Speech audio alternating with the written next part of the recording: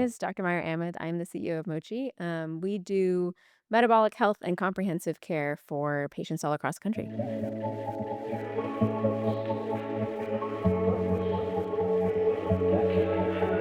GLP-1 medications are becoming more widely used, but how patients are actually managed once they start vary significantly. Mochi Health has built a model around ongoing care, flexible dosing, and personalization rather than a fixed one-size approach for everyone.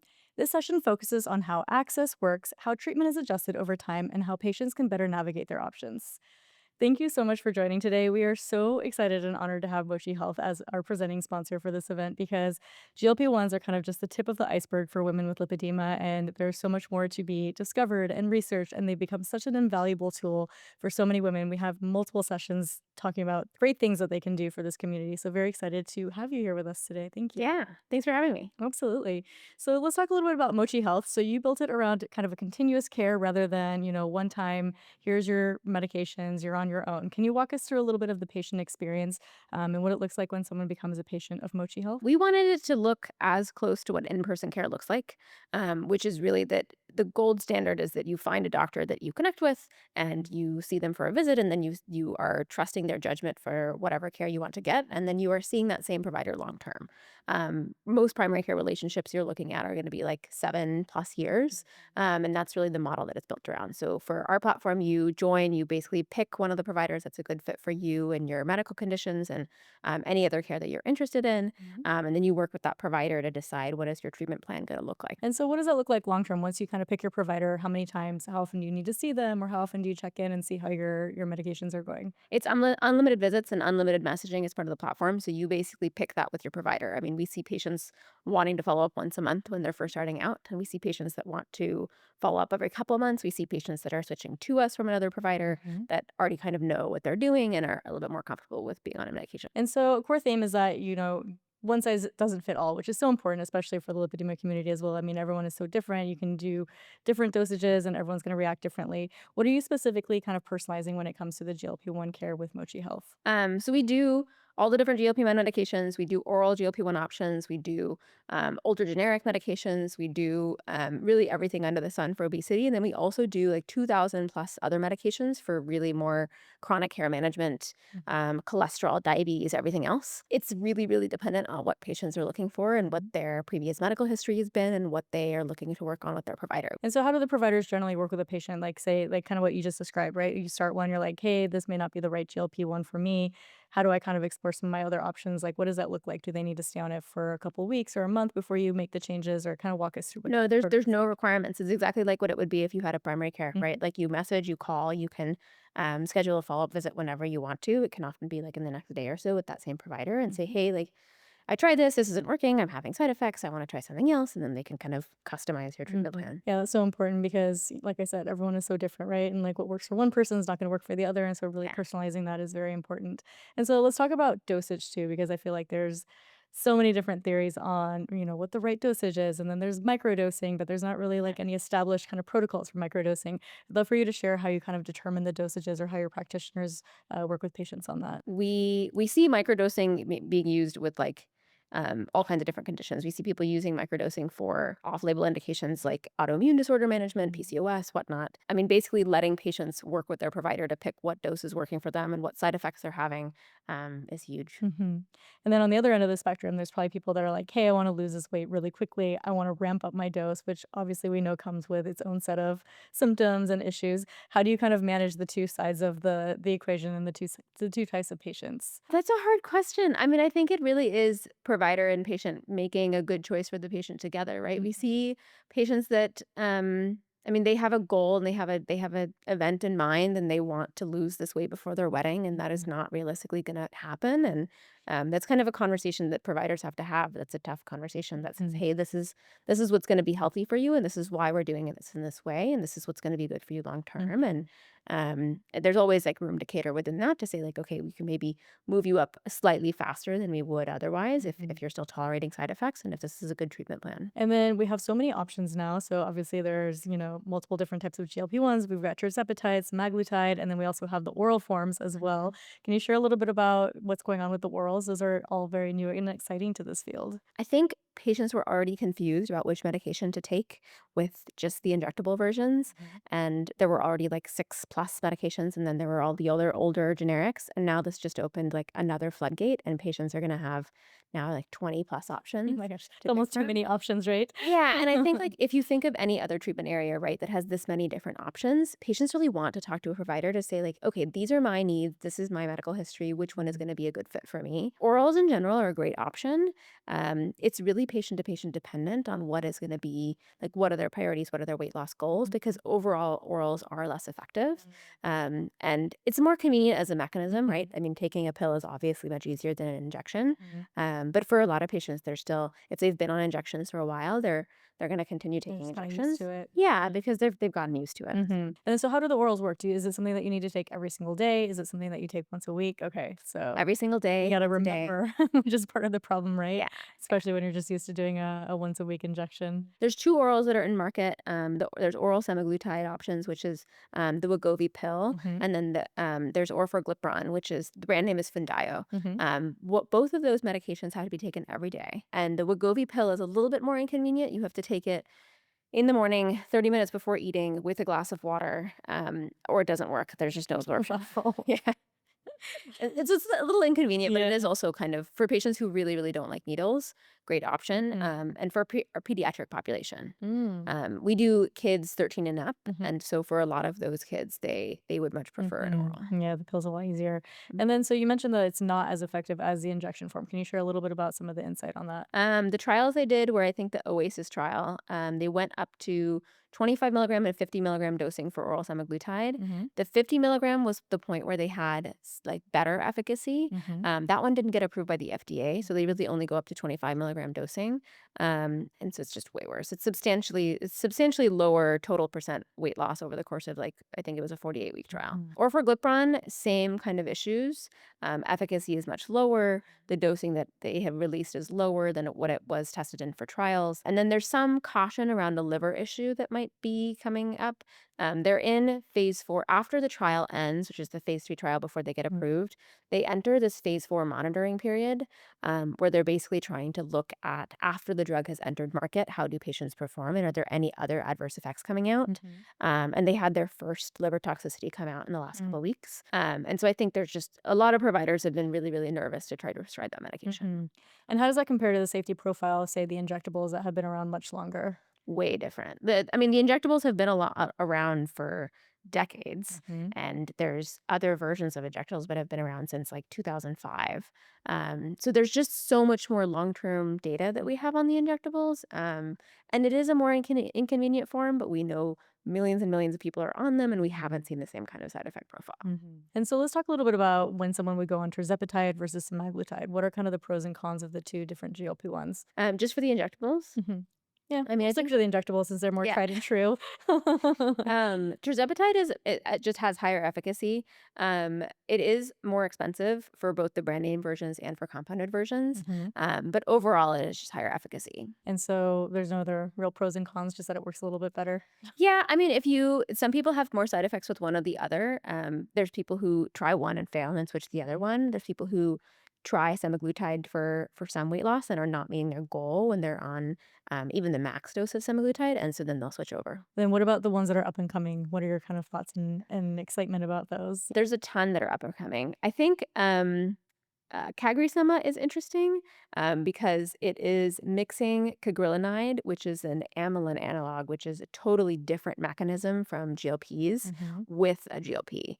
And so I think this is kind of trying to prove out that if we mix multiple different weight loss medications that work on different pathways together, how will those work? And that kind of unlocks a whole new area of saying, like, oh, you have 2 or 3 different weight loss mechanisms. Let's mix all of these different combinations together, and Mhm. there's less risk of overdoing any one receptor, right? Giving a stronger and stronger GLP agonist could have other issues. Mm. Retatrutide is obviously the one that's like very, very talked Yeah, about. everyone's excited Um, for that one. yeah, I think the big risk with that is going to be muscle loss, right? Mhm. If you are losing so much weight so quickly, Mhm. is there any issue with muscle loss, and is there a risk of patients, especially who are older, developing things like sarcopenia or Mhm. osteoporosis later on? And I'm glad you brought that up because that is kind of one of the common concerns, right? That people are losing weight so fast, you're gonna lose muscle, and there's a lot of things Mhm. that you can do around it. What do you recommend to clients and patients that are, embarking on this, going using it for weight loss, but also maybe using it for inflammation? How can they support their muscles? Yeah,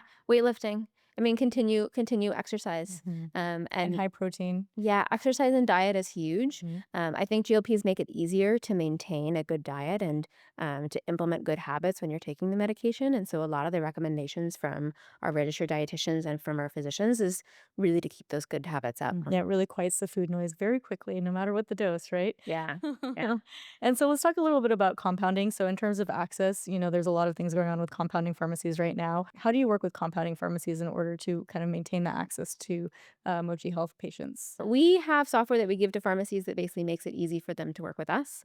Mhm. They decide what formularies options they have and what medications that they have in stock, and then our providers basically get access to prescribe any of those medications from the marketplace. Mhm. The pharmacies, I think, have all different combinations of medications. They are also uploading hormone replacement therapies and estrogens and other types of things. And so our goal with that is basically just to give as many options to our providers as we can. And then what about some of the things that were going on with regulations earlier this year as far as access to compounding pharmacies? Is that Yeah. affecting, the GLP-1 market in any way? Yeah. So 503B compounding pharmacies are very different from 503A compounding pharmacies. 503B are large scale manufacturing facilities, and they were making identical copy of brand name, Mhm. which there isn't any really, there's no clinical use for that anymore. Mhm. Brand name has had sufficient supply for a while. And so I think that side of that has kind of ended for compounding. But there is still a huge clinical benefit from patients being able to customize their doses and work with providers for other Mhm. options for compounding. And so 503As are still able to continue compounding whatever providers you're prescribing. And so let's talk a little bit about dosage. So obviously we talked about it a little bit. We touched on it that, you don't stay on one dose forever. You're constantly kind of navigating how is it working with your body? How do you adjust your dose? How does that kind of change over the first few months? Like, are they going up pretty steady? Do they find a dose and they're like, hey, this is working for me. I'm just going to stay here? Or is it probably Yeah. individual? Very individual, Mm-hmm. right? There's patients who are using this for inflammation or off-label uses, and they really want to find the dose that is helping with whatever condition they're trying to manage. Mm-hmm. And for them, they might want to start on a very, very low dose and stay there if it's working. Mm-hmm. For other patients that are using it for weight loss, I think it's calibrating how much weight they're losing and how fast and what dose they're on. Mm-hmm. And so if they're losing enough weight and they're not having enough side effects, that's usually where we want to keep people. But low and slow is kind of the way to go. And what's the primary reason that usually people are going on GLP-1s? Is it mostly for weight loss or is it to manage inflammation or maybe some autoimmune conditions? I think a lot of the metabolic disorders gets kind of muddled into this, right? There's people who can be doing this for multiple reasons who both have obesity or are trying to deal with weight, but also have PCOS and also have metabolic conditions and also have a family history of diabetes or have had gestational diabetes in the past. And so I think it can be helpful for both. We see patients of, I mean, all different types that are coming in for whatever reason. Mhm. Yeah. Big variety, right? I mean, it helps Yeah. so many things, and I think we're just starting to finally realize, like, what these things are doing in the body and how they're helping so many different conditions. Yeah. And so let's talk a little bit about the biology. I mean, obviously part of it is changing your lifestyle, like we talked about. Like, it kind of quiets the food noise. It makes it easier to eat healthy and, work on your body and your lifestyle. But biologically, what are these medications actually doing in the body to kind of shift things? Okay, they work in a couple different ways. Mhm. They are working on your gut receptors to basically slow the rate that your stomach empties into your intestines. Mhm. The big benefit of that is basically that you feel fuller for much longer. And so it is literally signaling back up to your brain says, hey, we're full. And it suppresses your hunger and your Mhm. cravings. The brain pathway is also working on the reward signaling. So your brain has a bunch of reward signaling pathways that when you eat, you get this reward. And helping to stop those also helps to stop a lot of cravings that people have, to basically reduce snacking and make it easier to meal plan. And then so a lot of outcomes for patients kind of, I mean, it's one part the medication, right? And then it's one part, the provider and how you're being guided. What are some red flags that you're hearing out there from how people are being guided to use GLP-1s right now? I think doing it without a provider is risky. Managing dosing yourself, I think that's how you very quickly end up in situations where you are taking too much medication or too little medication and Mhm. not seeing the effects that you're looking for. So I think provider management has always been a key thing that we are really advocating for our patients. And then not doing all of the other things, right? Not also looking at your nutrition and exercise, because those are key staples in any of this. What sort of support do you have for, patients as they're embarking on GLP-1s on the nutrition and kind of lifestyle front? Every patient gets a registered dietitian. You can see them as many times as you want. You can work with them on whatever. You can work with them on meal planning, on fitness guides, like Mhm. really, I mean, their scope is kind of whatever you're looking for because it is more of a coaching service. I mean, we always encourage patients to be engaging with these resources because it's free and like it's already part of their membership. Yeah, might as well take advantage of it, right? Yeah. The more support you have on this journey, the more success you're gonna have, definitely. And then so what are some common mistakes that patients start making when they're first embarking on their GLP-1 journey? I think some people are expecting that this is a much quicker fix, and then once they have done GLP-1s, they're cured, and that's not necessarily the case for a lot of patients. A lot of people need to continue taking them long term. That's not how they work. And let's talk about the maintenance dosing a little bit. So how does that look compared to, say, when you're first starting out and trying to manage some of this weight loss or trying to manage some of this inflammation? How does the maintenance look different from that? The goal with maintenance is just that you're trying to maintain weight where you're at now. And so it really depends on whatever dose you were on before, but whatever dose keeps you at the same weight and doesn't help you is preventing you from gaining weight back, but is also preventing further weight loss. That's what we consider maintenance. That can be different for every person. Mhm. And then is that something that you could potentially maybe switch to an oral form at that point to help with maintenance so you don't have to do the shots all the time? Okay. Yeah. So it might be a Yeah. good that might be where they kind of fit in then. Yeah, I think for orals, they still have this issue of if you've gotten habit into the habit of taking the injectable every week, Mhm. switching to an oral where you can choose not to take it on a certain day if you want to go out on Friday night or Mhm. whatever, it just makes it more difficult to still have the same adherence. But it can be easier for some people who want to Mhm. switch. Yeah. Mhm. I usually just do my shot Sunday night and forget about it the rest of the week. Yeah, yeah. That And makes so it for much I mean, easier. but that as a habit, right, is very Yeah. different than people who are taking a medication every morning and have to remember every morning. And That having one's to wait that easy. 30 minutes too is a lot, right? I mean, especially if Yeah. you're on your way out the door and wanna eat breakfast, it's Yeah. waking up a little late. There goes your whole morning with your GLP-1 stacking. And so let's talk a little bit about kind of where peptides and GLP-1s are at right now. I mean, there's definitely a little bit of a wild west going on with peptides and, Mhm. a lot of different things happening. What are some of the biggest risks for patients when, they're sourcing GLP-1s? Obviously, we want them to go through someone like Mochi Health, but like if someone decides to do something a different way, what are some red flags Yeah. that they need to look out for? Research use substances are not meant for human injection, and you don't really know what you're getting. I think a number of labs have tried to test some of the research use medications that are Mhm. coming in that people are injecting, Mhm. and they have all kinds of different things in them. They might not be the peptide that you're looking for. They might be a totally different drug. That's so They scary. might have, I mean, any kind of impurities, Mhm. right? And so, I mean, I think like any compounding pharmacy in the US or any brand name manufacturer has either the FDA or state-based regulation that they have to adhere to, and they Mhm. have to do testing on every batch to make sure that it is sterile and it is what it says it is, and it's at the potency level it says it is. And so, I mean, like there's a huge risk of injecting yourself with mystery substances. Yeah, you have no idea what's in that vial, right? If it's even a GLP-1. Yeah, yeah, It's you know, no. very, very risky. Do not do that. Mhm. And then what are some non-negotiables that patients should be kind of looking into as they embark on their GLP-1 journey? I mean, obviously, like diet and exercise are important. Yeah. What are some other things that they need to be mindful of? I mean, I think there's a lot psychologically that goes into taking these medications, right? I think that for people who are starting on them, it can be a little daunting. Mhm. And I think peer support and having I mean, family members and friends around you who know that you're doing this and know, um, and are kind of there to support you in this is key. Patients are definitely having more access than ever, and that doesn't always mean better care. Obviously, Mochi Health is doing a great job by, having all these incredible resources for patients. But what are some things that patients need to be kind of looking out for as they embark on their treatment? Like, what should they be looking for their care?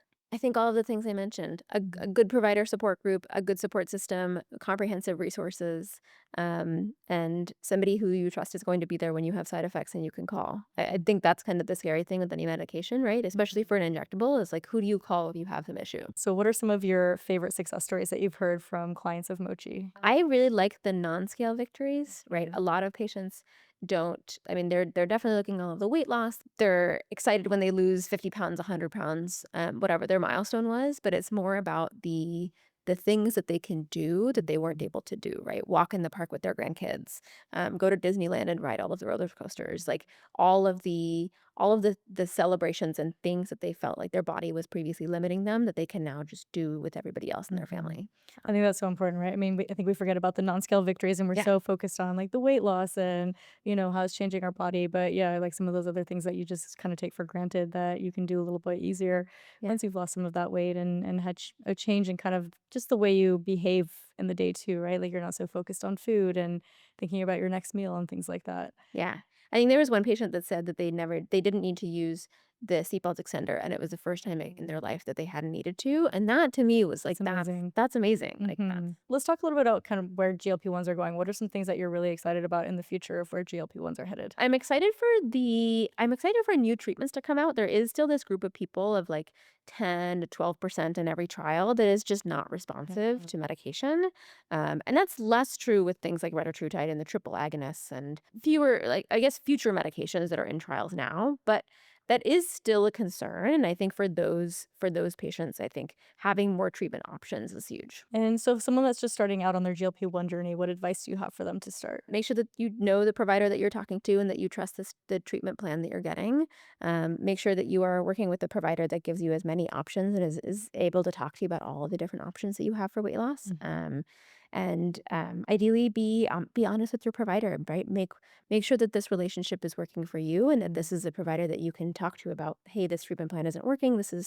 I'm not losing enough weight. I'm losing too much weight, whatever it is. I think that's so important too, right? Because it's like you always kind of think these are just going to be a magic shot or a magic pill, and it's going to be a process to see how your body responds to it, see how you need to adjust. So having a provider that can really guide you is super important. Yeah. Mhm. And as far as research goes, what's some of the kind of upcoming research that you're most excited about with GLP-1s and like different types of conditions that they might be able to help support and Yeah. different breakthroughs that we're seeing with them? I think addiction is huge. I think there's a lot of research for GLP-1s in addiction pathways of, shopping addiction, alcohol addiction, substance use disorders, so many different things. And then I think also for Alzheimer's and for some of the anti-aging stuff, I think there's a lot of potential there. And then let's talk about inflammation for a little bit because that's definitely something that plagues all women with lipedema, and that's Yeah. been kind of like one of the breakthroughs with GLP-1s. What sorts of things are you seeing as far as how it supports inflammation? What are you excited about in the future of where we're going with this? There's a lot of research for GLPs with things like psoriatic arthritis, rheumatoid arthritis, other like PCOS is really anti-inflammatory, is really inflammation based, and how these medications can help with suppressing immune activity in general. Mhm. I think there's a ton of potential for other autoimmune disorders as well. And obesity has for a long time been correlated with autoimmune activity and inflammation. And I think suppressing both of those directly with GLP-1s helping with weight loss, but also GLP-1s own mechanisms to suppress immune activity is Mhm. huge. Yeah, it's pretty amazing. I mean, I have several autoimmune conditions in addition to lipedema, in addition to all sorts of other things. I had Lyme disease as well. So I have a lot of chronic inflammatory processes. But even after one dosage of Sepetide, I noticed a significant change in just like the way my tissues felt, like the inflammation in my body, like Mhm. my joints, even like really just one dose. Like it was Yeah. really incredible. And so it's really exciting to be at the forefront of this and see where research is going and see what these medications can really do to help so many people that we don't even know about yet. So Yeah. very exciting. I would expect prescribing for all of the biologics for all of these different autoimmune conditions to Mhm. start plummeting because as GLPs get used more and more for these other conditions, there's just so many other benefits. Well, thank you so much. This has been incredibly insightful. And if people want to learn more about Mochi Health and become a patient, what's the best way to do that? Yeah, the website is joinmochi.com. And we're going to share everything as well. So we hope you enjoy the session. And thank you so much for being a part of the Lipedema Summit. Yeah, thank you for having me. Thank you.